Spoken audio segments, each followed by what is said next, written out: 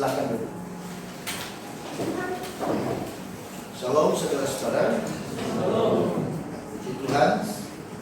Mari kita membuka firman Tuhan hari ini di dalam kitab Zefanya pasal yang kedua, ayat 1 sampai dengan ayat yang ketiga.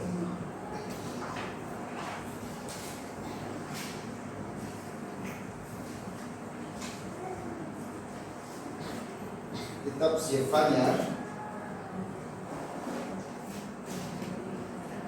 pasal yang kedua, ayat 1 sampai dengan ayat yang ketiga. Saya mengajak kita untuk baca bersama-sama. 1, 2, 3. Bersemangatlah dan berkumpullah, hai bangsa yang acuh tak acuh, sebelum kamu dihalau seperti seragam yang tertiup, sebelum datang ke atasmu murka Tuhan yang menyala-nyala itu, sebelum datang ke atasmu hari kemurkaan Tuhan.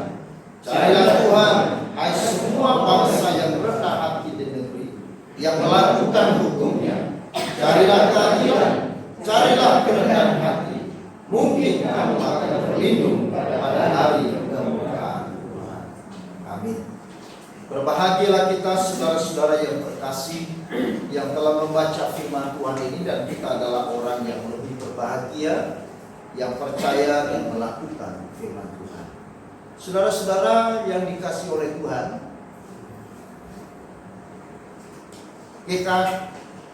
Chesterton itu berkata, tujuan tahun baru bukan agar kita punya tahun baru. Tujuan tahun baru adalah kita harus memiliki jiwa yang baru. Jiwa yang baru yang dimaksudkan tentunya di sini adalah semangat yang baru. Banyak orang tidak bersemangat menghadapi kehidupannya, apalagi dengan pelayanan dan hal-hal yang bersifat rohani. Banyak orang yang kehilangan semangat di dalam hidupnya sehingga menyebabkan kemunduran daripada iman. Karena semangat dan iman ini adalah sesuatu bagian yang tidak bisa terpisahkan. Saudara melihat bagaimana para nabi-nabi, para rasul-rasul, orang-orang percaya, mereka begitu semangat karena mereka memiliki iman.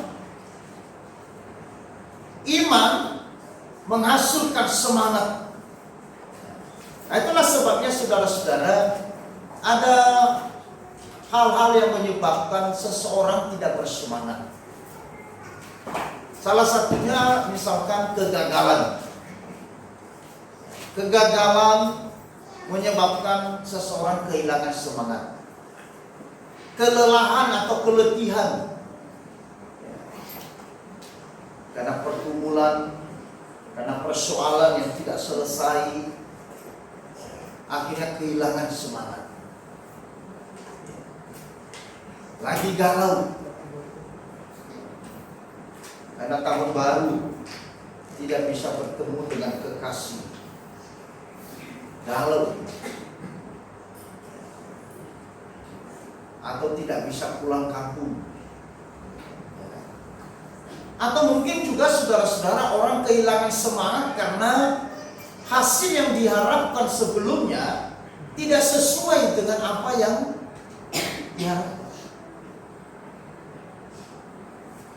Ada harapan, tetapi realitanya tidak sesuai, menyebabkan kehilangan semangat. Semangat bagian dari iman. Tetapi saudara-saudara, harus kita sadari bahwa satu hal yang iblis sedang bunuh hari-hari ini adalah apa? Semangat kita. Dia tidak membunuh yang lain. Iblis dengan gencar membunuh semangat. Karena kalau orang Kristen sudah kehilangan semangat, itu berarti tinggal menuju kepada kehancuran dan kematian. Itulah sebabnya iblis yang menghancurkan semangat. Ini yang mau dibunuh. Mungkin dia tidak bunuh tubuh kita dulu, tetapi dia bunuh semangat. Karena kalau semangat kita sudah dibunuh oleh dia, maka yang lain itu akan mati.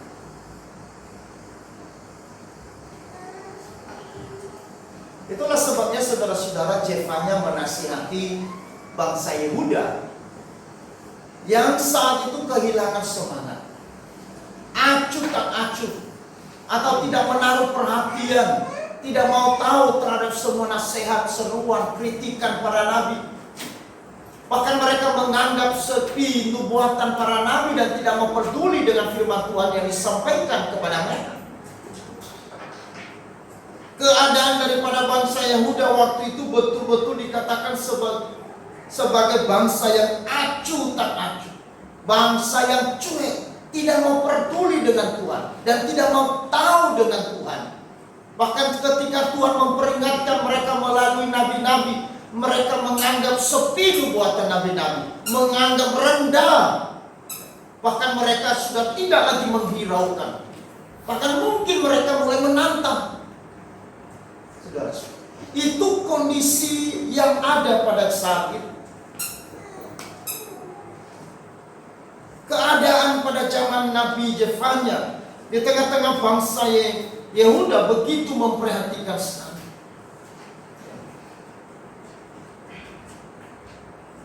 Acuh tak acuh, cuek. Ya, kalau di dalam Wahyu dikatakan itu kamu tidak panas, tidak dingin. Ya. Tidak panas, tidak dingin. Nah, ini air yang tidak panas, tidak dingin itu hambar. Tidak hidup, tidak mati. Kan begitu. Jadi kalau kehidupan sudah tidak lagi mau peduli, acuh tak acuh, tidak lagi memperhatikan kritikan Tuhan, nasihat Tuhan, ya, ini sebenarnya sebuah kondisi keadaan kerohanian yang sedang kropos, sedang menuju kepada kehancuran. Itulah sebabnya Tuhan menasihatkan kepada mereka, ingat, memang engkau acuh tak acuh, engkau tidak mau peduli dengan nubuatan, engkau tidak mau peduli dengan firman, engkau menganggap diri lebih kuat, engkau menganggap diri bisa dan mampu melakukan segala sesuatu. Tetapi ingat, Allah itu juga murka.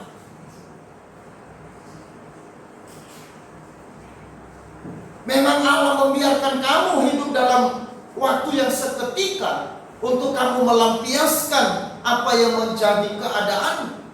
Tetapi ingat bahwa Tuhan juga adalah Tuhan yang adil. Itulah sebabnya kemudian Zefanya menasihati mereka untuk memperdalam komitmen mereka kepada Tuhan dan terhadap jalan-jalan Tuhan, agar mereka memiliki semangat dan kebangunan iman sebelum murka Tuhan tiba.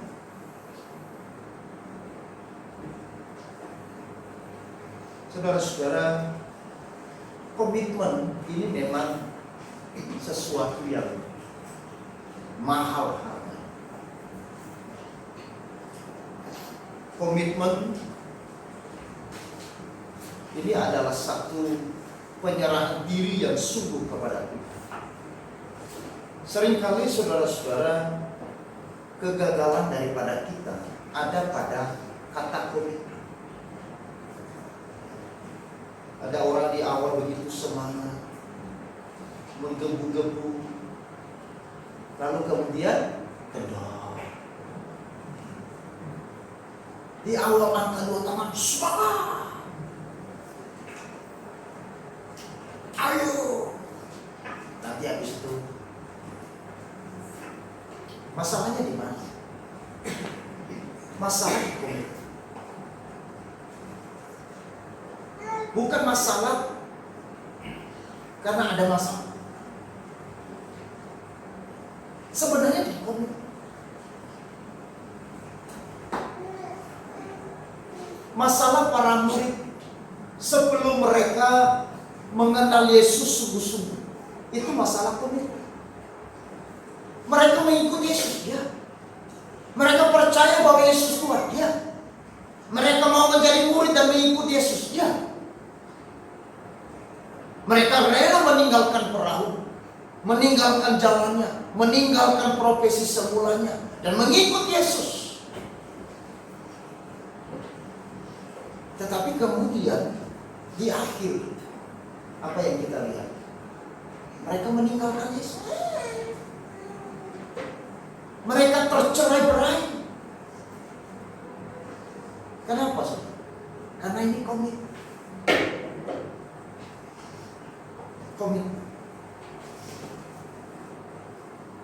Nah, saudara-saudara, ada 3 hal yang harus mereka lakukan agar mereka memiliki semangat dan kebangunan iman. Zefanya mengatakan yang pertama, mereka harus mencari Tuhan. Di dalam ayat yang ketiga, carilah Tuhan, hai semua orang yang rendah hati negeri yang melakukan hukum. Hati mereka harus terarah kepada Tuhan dengan kerinduan yang mendalam untuk mengenal dan mengasihi Dia sebagai Tuhan dan Juru Selamat. Bagaimana mereka bisa semangat dan memiliki kebangunan iman? Zefanya mengatakan cari Tuhan, karena Tuhan sumber dari semangat yang baru, sumber dari kekuatan kita yang baru, sumber dari pengharapan kita. Cari Tuhan.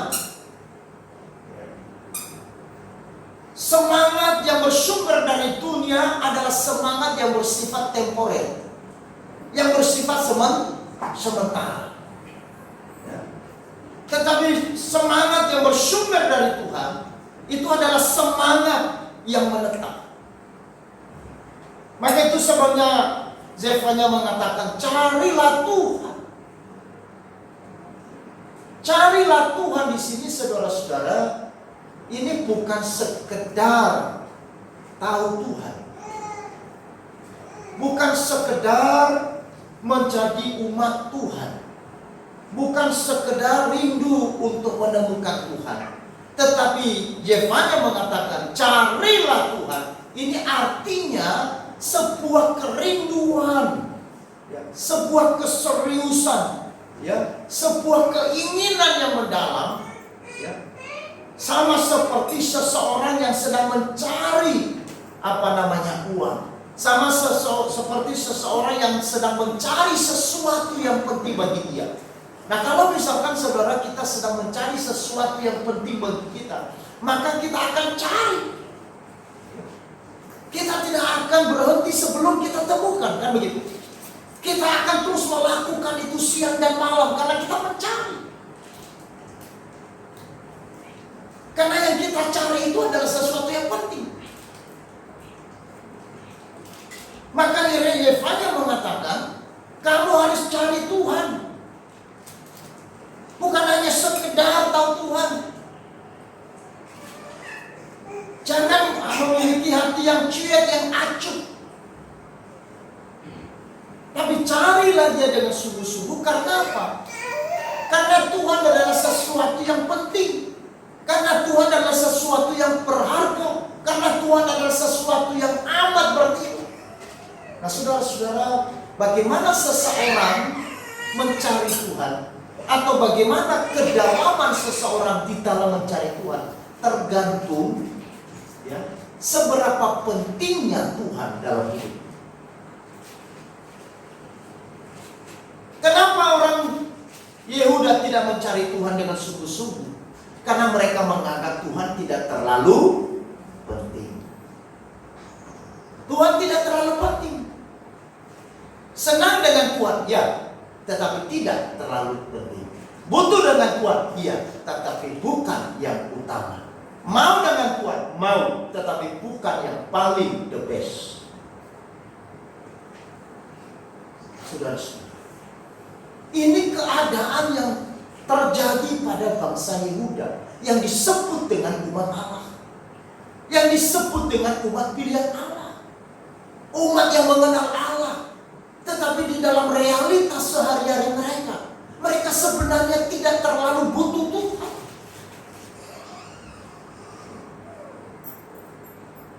Saya tidak tahu seperti apa kehidupan orang Kristen hari ini. Mungkin mereka mengatakan mereka orang Kristen. Tetapi seberapa penting Tuhan dalam hidupnya? Itu terlihat bagaimana realisasi hidupnya mencari. Itu terlihat bagaimana kerinduannya untuk mencari. Itu terlihat bagaimana seseorang menomorsatukan Tuhan dalam hidup. Makanya Yesus di dalam Matius dikatakan, carilah dahulu kerajaan Allah dan kebenarannya, maka semuanya akan ditambahkan kepada.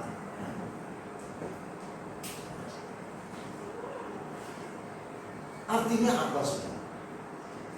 Bahwa posisi Tuhan tidak boleh tergeserkan oleh posisi yang lain.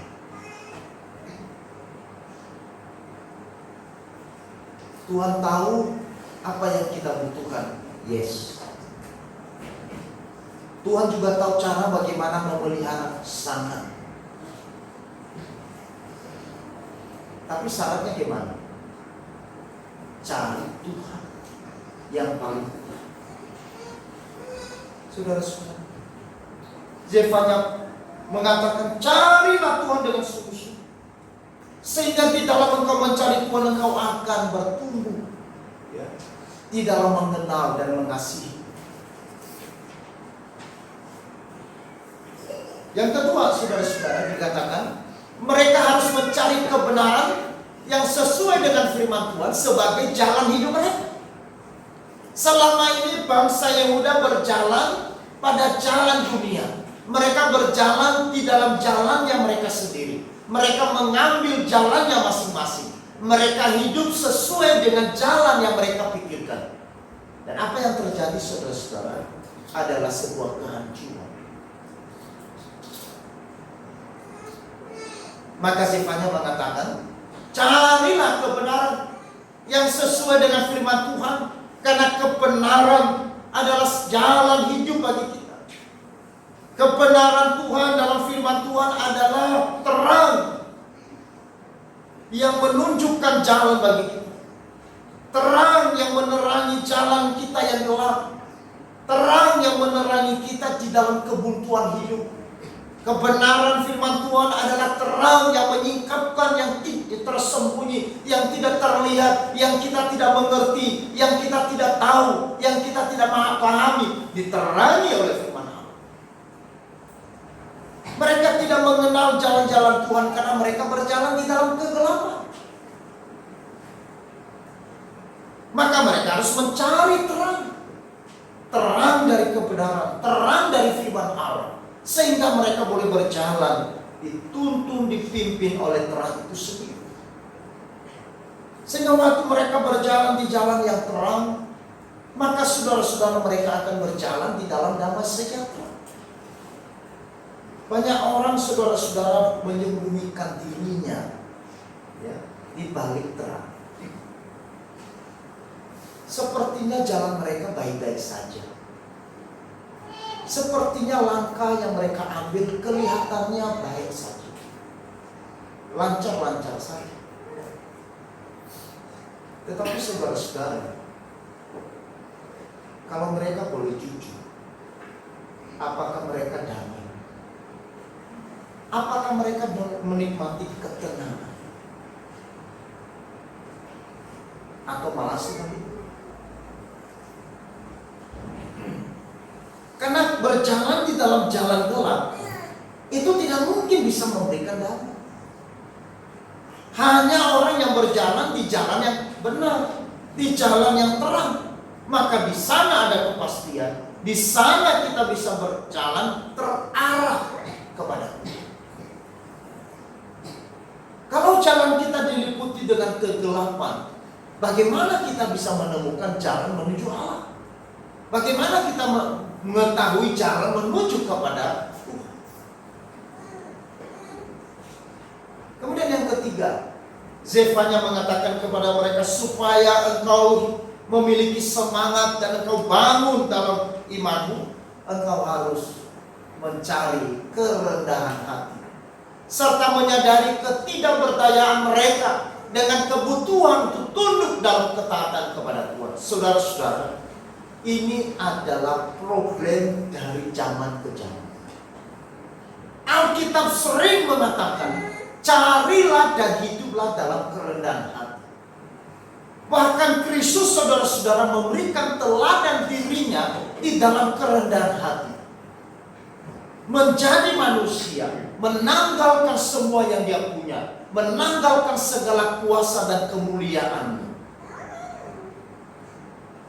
mengambil diri sebagai hamba, manusia yang hina, hanya tidak berdosa, karena dia sedang menghadirkan kerendahan hati kepada manusia. Karena sejak dari Taman Eden, manusia berusaha untuk berontak kepada Allah. Manusia selalu sombong dan angkuh, tidak mau mengakui keberadaan Tuhan, tidak mau menyadari dirinya bahwa dia adalah manusia yang lemah. Manusia selalu menonjolkan dirinya. Di dalam sejarah, saudara, kita melihat ketika air bah itu ketika mereka membangun menara Babel, saudara-saudara, ya. Kenapa mereka membangun menara Babel setelah terjadinya air bah?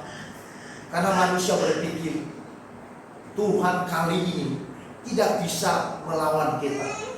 Kalau dulu pada zaman Nuh, dia bumi hanguskan dunia dengan air bah, itu karena mereka bodoh. Mereka tidak tahu cara bagaimana mengatasinya. Sekarang kita tahu caranya. Caranya kita bangun menara. Jadi nanti kalau apa? Kalau air bah, kita akan lari ke atas. Lalu mereka berkumpul, saudara-saudara. Lalu mereka membangun, mereka sepakat. Ayo, ini ide yang bagus. Betul-betul ini jalan satu-satunya bagaimana menghadapi murka dari Allah. Bagaimana kita menghadapi Tuhan yang akan nanti berhadapan dengan kita. Lalu kemudian mereka mulai berkata, tetapi Tuhan tahu kesombongan hati manusia. Maka kemudian Tuhan kacaukan. Tuhan sentil, hanya sentil saja. Dengan cara apa? Dikacau balaukan bahasa. Yang tadinya mereka bisa berkomunikasi satu dengan yang lain, tapi kemudian disentil oleh Tuhan, sehingga kacau bahasa mereka. Mereka tidak tahu bahasa satu dengan yang lain. Yang satu minta gergaji, dia bawa batu. Terjadilah emosi karena mereka lagi membangun. Yang satu minta paku, dia bawa parang karena dia tidak mengerti. Maka akhirnya kandaslah usaha mereka. Mereka tidak saling tahu bahasa. Mereka tidak bisa.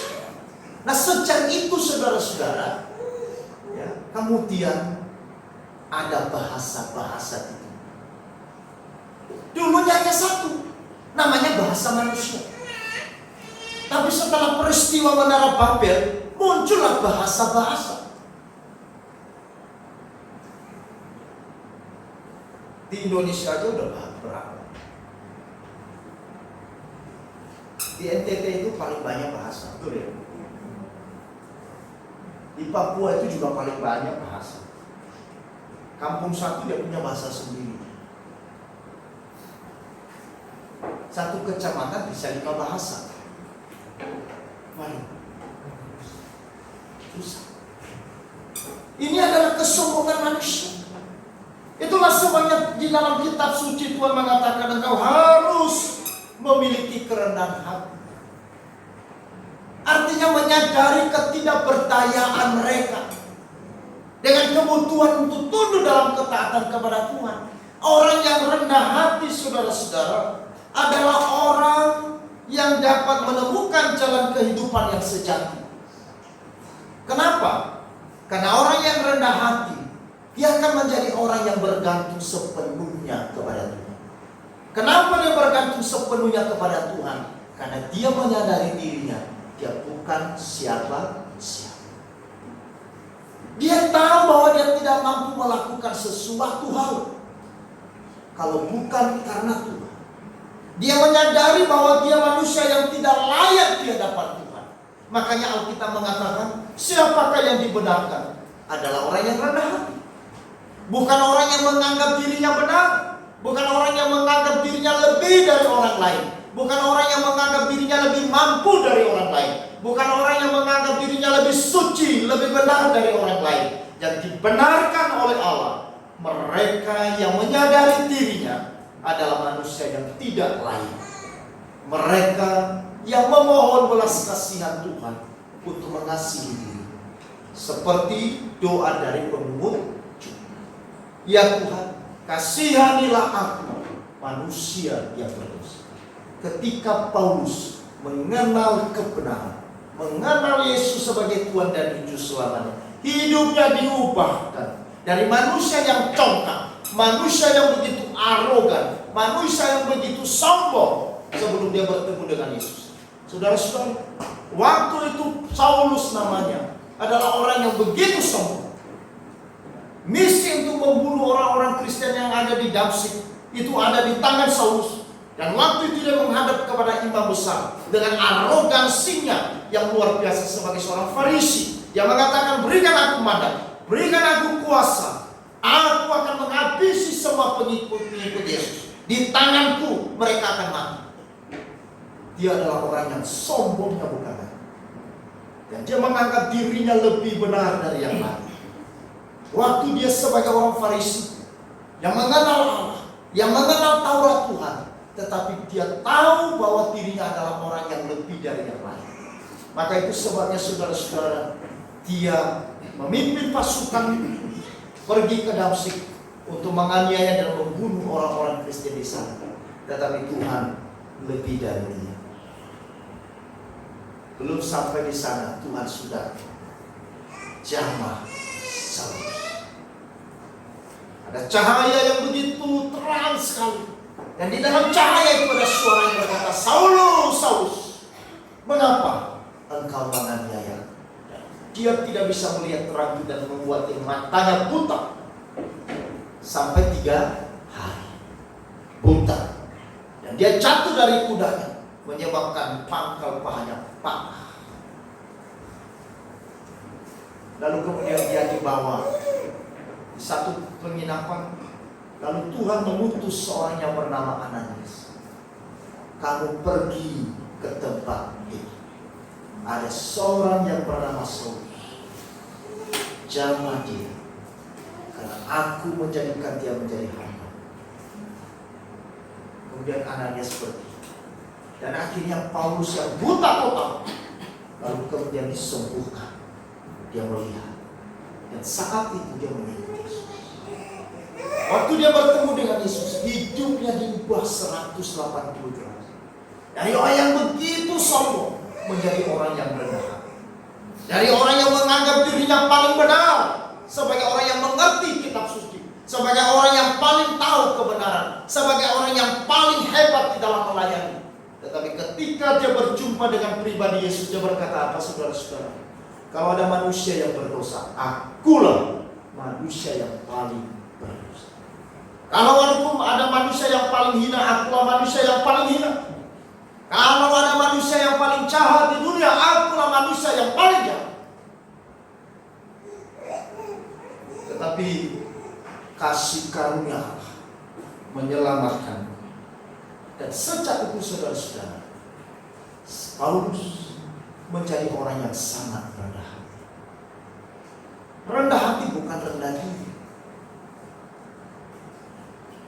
Rendah hati adalah suatu kesadaran yang lahir dalam hati, bahwa hidupnya 100% itu karena anugerah. Makanya 13 kitab atau surat yang dituliskan oleh Rasul Paulus, semua berbicara tentang kasih karunia. Saudara nanti coba perhatikan, surat-surat Paulus selalu diawali dengan salam kasih karunia Allah. Karena dia menyadari bahwa dia hidup, dia boleh melayani Tuhan, dia boleh memberitakan Injil dari kota satu ke kota yang lain. Bukan karena dia fasik berbahasa, bukan karena fasik dia memberitakan Injil, bukan karena kecakapannya terhadap mengenal kitab suci, bukan karena pintarnya dia mengurai kata-kata dalam kitab suci. Tapi Paulus mengatakan, oleh karena kemurahan Allah, aku menerima pelayanan. Bukan karena dia seorang Farisi sebenarnya. Saudara-saudara, kita hidup karena anugerah Tuhan. Amin. Kita ada karena kemurahan Tuhan. Kita melayani Tuhan karena kemurahan Tuhan. Bukan karena Tuhan tidak mampu, bukan karena Tuhan tidak bisa melakukan. Tetapi kalau saudara dan saya boleh diberi kesempatan oleh Tuhan untuk melayani Dia, itu karena kemurahan. Maka kalau engkau merasa sombong dan congkak dengan itu, suatu hari Tuhan akan ambil daripadamu. Dan Tuhan tidak beri kesempatan engkau untuk melayani. Saudara-saudara, kita melayani Tuhan, ini adalah bentuk dari kerendahan. Kita melayani Tuhan, artinya kita menjadi pelayan. Kenapa, saudara? Karena kita belajar teladan Yesus. Amin. Karena orang yang melayani, orang yang merendah. Orang yang melayani adalah pelayan. Orang yang melayani bukan bos. Orang yang melayani adalah orang yang mengambil posisi yang lebih dari itu. Bukan orang yang melayani yang mengangkat dirinya lebih tinggi dari yang lain. Orang yang melayani adalah orang yang merendahkan dirinya dan memiliki identitas sebagai pelayan. Seorang hamba. Seorang hamba adalah seorang yang melayani. Maka kalau hamba melayani, itu adalah bagian dari dia. Tetapi karena kita adalah hamba dari Tuhan, karena kita adalah pelayan dari Tuhan, maka saudara-saudara itu menjadi sesuatu yang berharga. Karena kita tidak melayani manusia, tetapi kita melayani Tuhan. Memang wujud di dalam pelayanan kita adalah kepada manusia, tetapi kita tidak sedang melayani manusia itu. Bisa mengerti ya? Saudara, saya melayani Tuhan, tetapi bukan hamba manusia. Makanya banyak hamba-hamba Tuhan menjadi hamba dari manusia. Kenapa? Kalau di dalam gereja ada orang yang punya power, ada orang yang punya banyak uang, ya, maka hamba Tuhannya menjadi pencilat. Kenapa? Nanti kalau dia keluar, walah mati gue. Perpuluhannya nanti tidak dikasih, bagaimana saya itu, ya kan? Itu hamba manusia. Hamba Tuhan tidak bergantung dari, hamba Tuhan bergantung kepada Tuhan yang memelihara dia. Amin. Saya omong ini bukan omong kosong. Saya diajar Tuhan. Sebelum saya ditata ke Bali, 1 tahun saya tidak diberi gaji. Saudara-saudara, saya melayani Leos. Silakan kamu makan sendiri, hidup sendiri, dan sebagainya. Waktu itu berat. Saya menangis di ranjang saya. Saudara-saudara, Tuhan, saya sudah selesai sarjana, sudah lulus.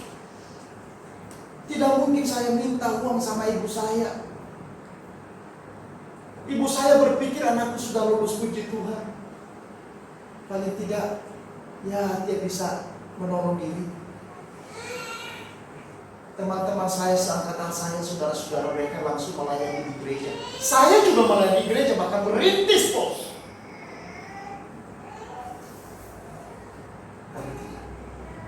Tuhan didik saya. Tapi luar biasanya saudara-saudara, dalam 1 tahun ini pemeliharaan Tuhan lebih dari cukup. Lebih dari cukup. Teman seangkatan saya dapat honor dari sinode Eleos. Saya justru dapat lebih dari itu. Cara Tuhan luar biasa. Tuhan pakai orang-orang yang tidak mengenal Tuhan. Bahkan ada seorang oma Katolik saudara saya layani, sudah umur 70 tahun. Saya ketemu di jalan, kuncinya tertinggal di depan salon. Jatuh, saya cari di mana ya, saya layani. Dan oma ini saudara-saudara, tiap Sabtu dia belanja di Raki itu ada. Lalu supirnya dan anaknya selalu kirim saya tiap Sabtu di salon apa? Semua kebutuhan saya, rinso, sampo, makanan semua. Ada orang yang Tuhan kirim. Saudara, seorang bapak dia kirim hampir tiap hari rantangan. Makanya anak, karena waktu itu saya masih tinggal di Salem. Makanya makanan luar biasa. Teman adik-adik tingkat itu mereka pos-pos makanan. Tuhan kirim selama 1 tahun saudara. Waktu itu belum ada komputer saudara-saudara, belum ada komputer. Di Salem tidak ada satupun komputer. Lalu kemudian saya bertemu dengan seseorang. Lalu kemudian dia kirimkan komputer. Salem mau butuh berapa Pak Doni? Yang terserah Bapak. Butuh 5. Oh iya, saya sampaikan sama rektor 5 Pak. Iya. Apa hanya 5? Belum. Enggak mau lagi. Saya tanya rektornya lagi. Mau gampang sekali orang yang kasih. Tambah lagi Pak 5. Cukup 5. Iya. Karena suka. Waktu semua alat-alat dapur diganti sama dia. Tiap sekali sebulan diambil semua alat dapur di sana. Tuhan pertemukan. Saya juga tidak kenal mereka. Tiba-tiba ketemu. Ada pia mangkok di Malang. Saudara-saudara, saya ketemu di satu rumah. Saya datang menginjil kepada orang Buddha. Lalu dia datang juga menginjil. Dia majelis. Pak Arianto namanya. Yang punya pia mangkok di Malang.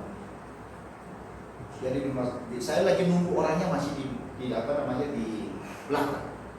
Orang Buddha. Adik dari mana? Dari sana. Kesini apa? Mau PI. Saya juga mau PI. Karena waktu itu kita lagi praktekkan EE kan. Nah, gini aja deh. Kamu yang dari anugerah sampai di sini kepada Allah, nanti aku teruskan. Atau sebenarnya, oh ya, akhirnya kita kerjasama. Waktu itu saya jalan kaki, dia naik mobil. Pulang bareng-bareng, saya diantar naik mobil. Sejak itu saya berhubungan dengan dia. Tiap kali ke rumahnya makan pia mangkok. Itu bagian dari pemeliharaan Tuhan, bukan pia mangkoknya saudara-saudara. Bisa ngerti? Saudara, kalau kita hamba Tuhan, orang yang melayani Tuhan, Tuhan pasti pelihara. Demikian juga saudara-saudara yang melayani Tuhan. Tuhan punya cara menolong. Kerendahan hati mengajarkan kita kebergantungan sepenuhnya kepada Tuhan. Kerendahan hati mengajarkan kita hanya bergantung kepada Tuhan. Hidup kita, masa depan kita, hanya kita bergantungkan kepada Tuhan, bukan kepada yang lain. Memang Tuhan bisa utus manusia, tetapi waktu Tuhan utus manusia, saya bukan orang di bawah orang. Bisa mengerti? Saudara-saudara, ini ada prinsip.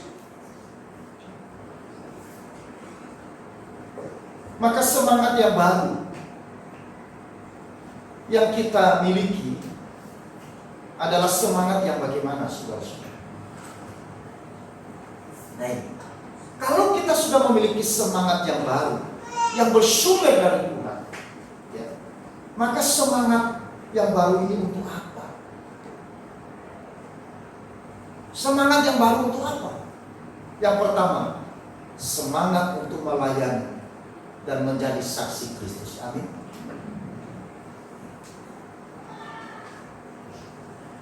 Orang yang memiliki semangat,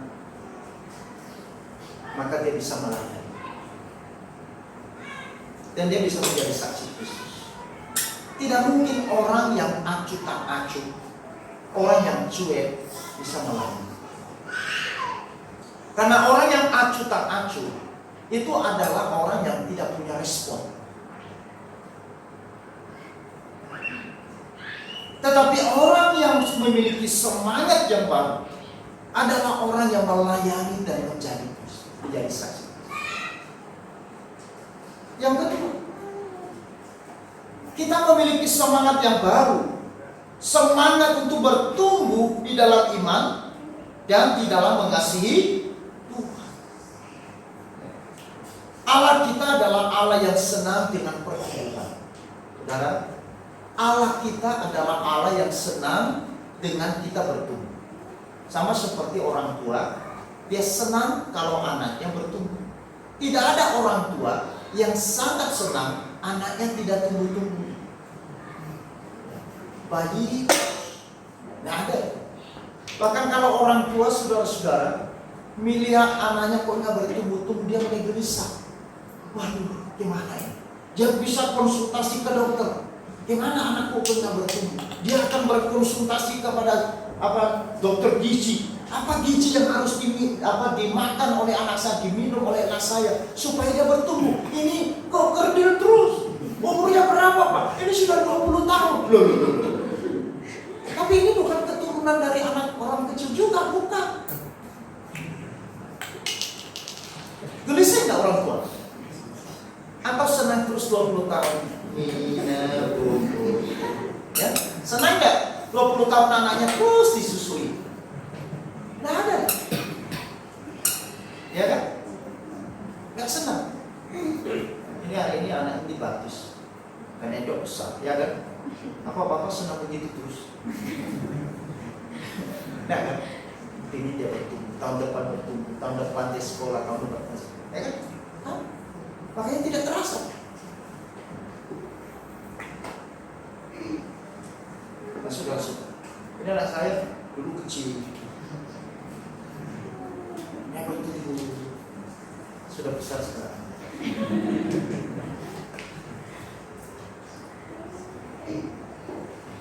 Yang ketiga, saudara-saudara, semangat untuk menghadapi tantangan dan masalah. Satu hal yang harus kita sadari bahwa kita tidak akan pernah terlepas dari yang namanya masalah dan pergumulan. Selama kita masih hidup di dunia ini, kita akan pasti saudara-saudara menghadapi masalah, menghadapi kesulitan. Oke? Pasti. Lalu bagaimana kita bisa menghadapi tantangan dalam masalah dalam hidup kita? Tantangan dan masalah dalam pelayanan, tantangan dan masalah dalam keluarga, tantangan dan masalah di dalam usaha dan pekerjaan.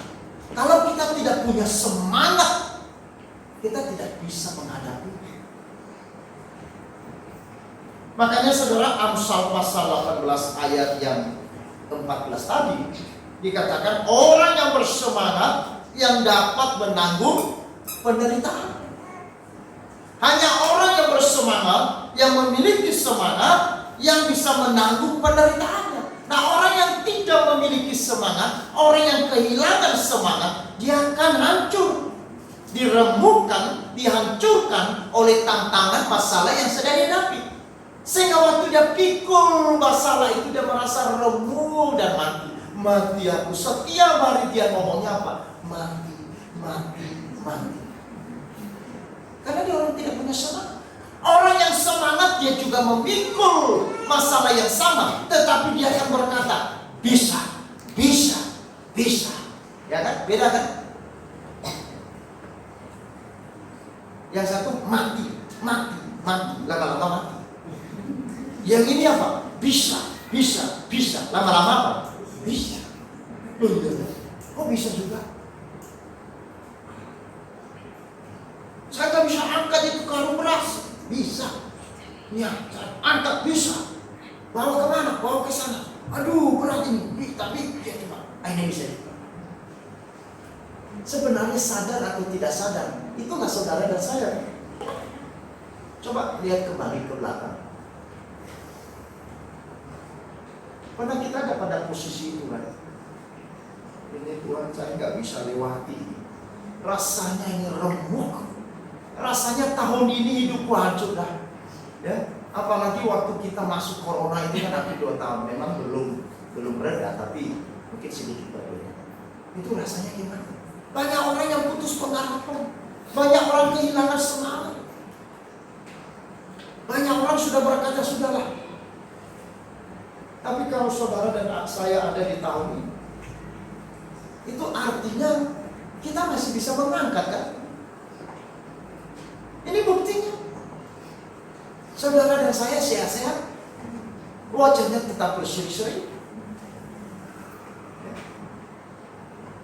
Walaupun sudah lewati corona, malahan waktu corona tambah sehat. Ya, corona tambah sehat. Berat badan kita makin naik. Orang bilang corona masih susah, lapar. Enggak, justru waktu masa corona kita banyak makan, karena kita disuruh makan terus. Nah, saudara, jadi semangat yang membuat kita bisa menanggung penderitaan. Semangat yang bersumber dari Tuhan. Semangat yang bersumber dari kebenaran. Semangat yang bersumber dari kerendahan hati. Kemudian memampukan saudara dan saya untuk dapat menanggung semua. Saudara-saudara, Roma 12 ayat 11. Janganlah hendaknya kerajinanmu keluh, biarlah rohmu menyala-nyala dan layanilah. Karena itu saudara-saudaraku yang kekasih, berdirilah teguh, jangan goyah, dan giatlah selalu dalam pekerjaan Tuhan. Sebab kamu tahu bahwa dalam persekutuan dengan Tuhan, jerih payahmu tidak sia-sia. Amin. Mari kita pelihara semangat hati kita, semangat untuk melayani Tuhan dan bersaksi bagi Kristus. Semangat untuk bertumbuh terus dalam iman. Semangat yang terus bertumbuh dalam mengasihi Tuhan. Dan semangat untuk terus menghadapi tantangan masalah yang boleh Tuhan izinkan kita harus lewati. Bersama dengan Yesus kita bisa, karena ada kekuatan yang terus mengalir di dalam hidup.